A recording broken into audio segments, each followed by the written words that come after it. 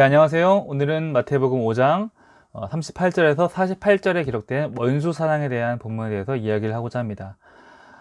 먼저 말씀을 정독하신 후에 강의에 임하시면 좋을 것 같습니다.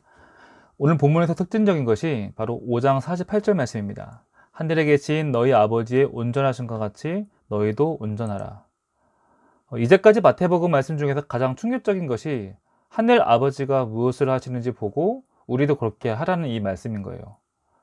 이 말씀이 왜 충격적이냐면은 유대인들은 스스로 선택받은 민족이라고 생각하며 살아갔습니다. 그래서 늘 다른 민족을 이방 민족이라고 이야기를 하고 사람 취급도 안 하던 사람들이 바로 유대 민족이었어요. 그런데 구약 성경 도처에 기록되어져 있는 편애하지 않으시는 하나님, 모든 민족에게 은혜와 사랑을 균일하게 베푸시는 하나님, 그 편애하지 않으시는 하나님처럼 너희도 편애하지 말아라. 우리야 이 말씀을 당연하게 받아들이겠지만 당시 이스라엘 민족들은 이 말씀 받아들이는 것이 너무나 충격적이고 어려운 말씀이었다는 거예요. 나는 선택받은 민족인데 편애하는 것이 너무나 자연스럽고 당연하게 배워오고 커왔는데 갑자기 누군가 나타나서 편애하지 말라고 했을 때 이 말씀을 받아들이는 것이 어렵다는 것이죠. 지난번에 이야기했던 소금과 빛 기억하실 거예요.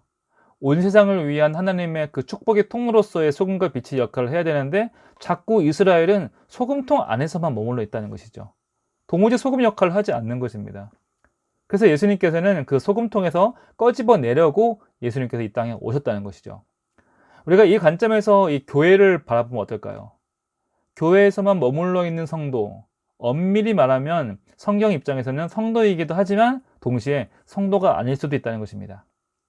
교회 내에서는 온갖 아름다운 언어를 쓰고 섬김과 양보와 온화한 표정으로 살아가고 있지만 교회 밖에서는 교회 안에서 했던 그 언어를 사용하고 있지 않는다면, 세상의 언어를 쓰면서 세상의 방식으로 세상 습관으로 살아가고 있다면 성경의 입장에서는 갇혀있는 소금통 안에 갇혀있는 뭉쳐져 있는 짠맛을 내지 못하는 그런 소금과 같다는 것입니다.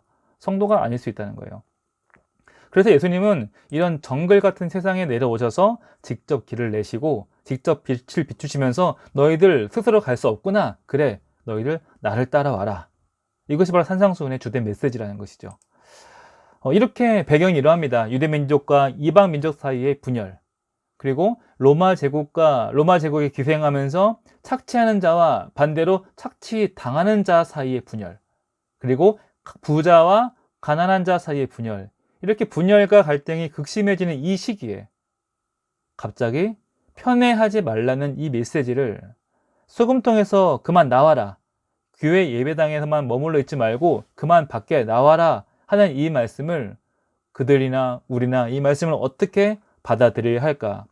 이것을 오늘 본문의 주된 메시지로 보시길 바랍니다. 먼저 예수님께서 첫 번째 예를 제시하셨죠.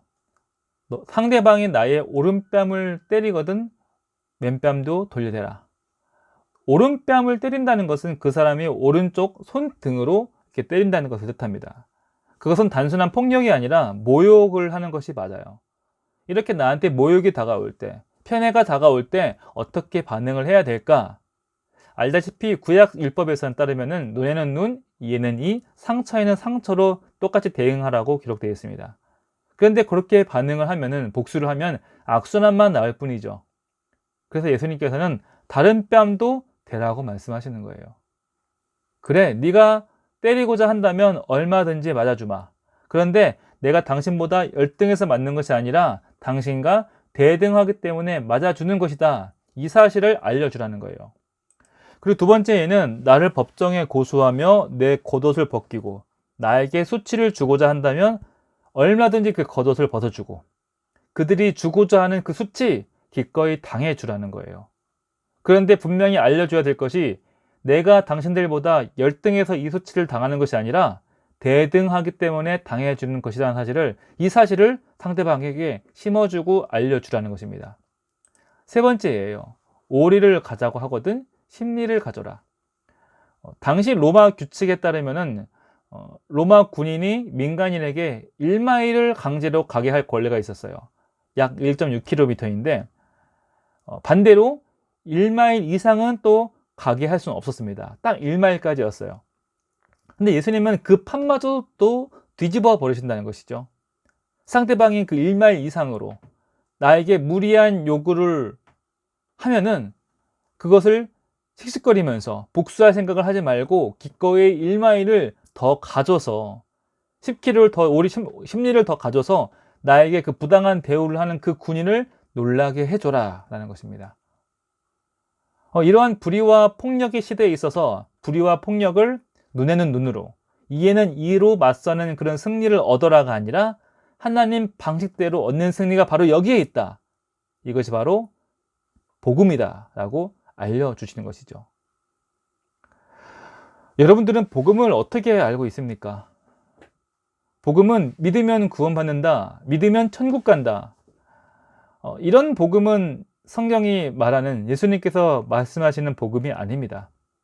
그건 신앙생활 처음 하신 분들에게나 가르치는 작은 가르침, 초등교사, 초등학문 수준의 작은 가르침인 것이고, 성경이 말하고 예수님께서 제시하는 복음은 이 세상의 판도가 바뀌었다, 세상의 질서가 바뀌었다, 세상의 주인이 바뀌었다, 그 바뀐 세상 양식, 바뀐 주인을 알려주는 것이 바로 복음입니다.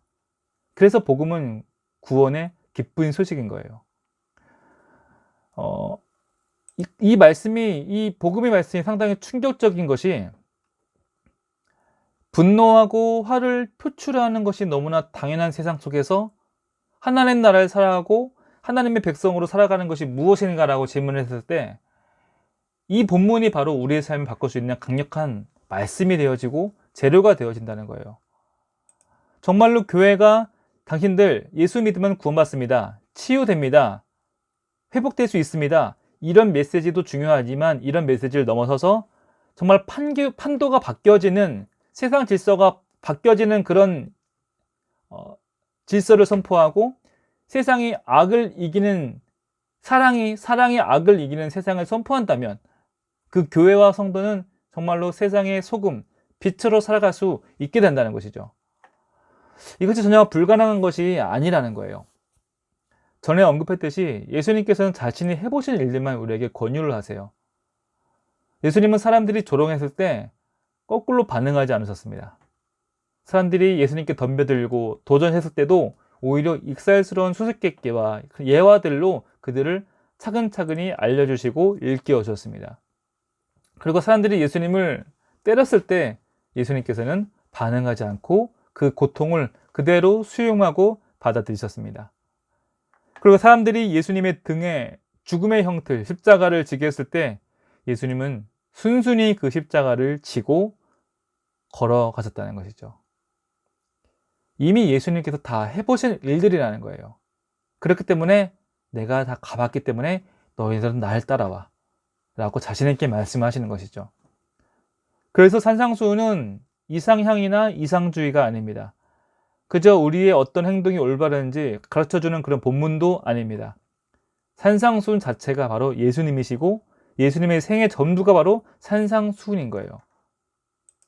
그래서 그리스도인에 있어서 제자란, 악이 우리를 공격해서 사탄이 자신의 목표를 달성하지 못하도록, 정말 우리에게 다가왔지만 악이 아무것도 할 것이 없어서 스스로 포기하고 지나가도록 하는 사람이 바로 주님의 제자라는 것입니다.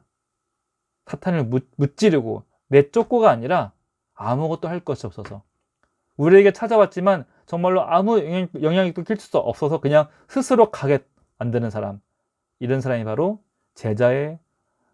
그리스도인의 제자라는 것이죠. 그렇게 우리의 왼뺨마저도 돌려대고 나의 속옷까지도 내어줄 때 세상에 바로 악의 실체가 폭로되어지는 것이죠. 하나님이 하신 그대로 우리도 그 온전하신 대로 따라가며 살아가는 삶, 그것이 바로 제자의 삶이며 성도의 삶입니다. 저와 여러분들이 바로 그런 삶의 주인공이 되시길 주님의 이름으로 축복합니다.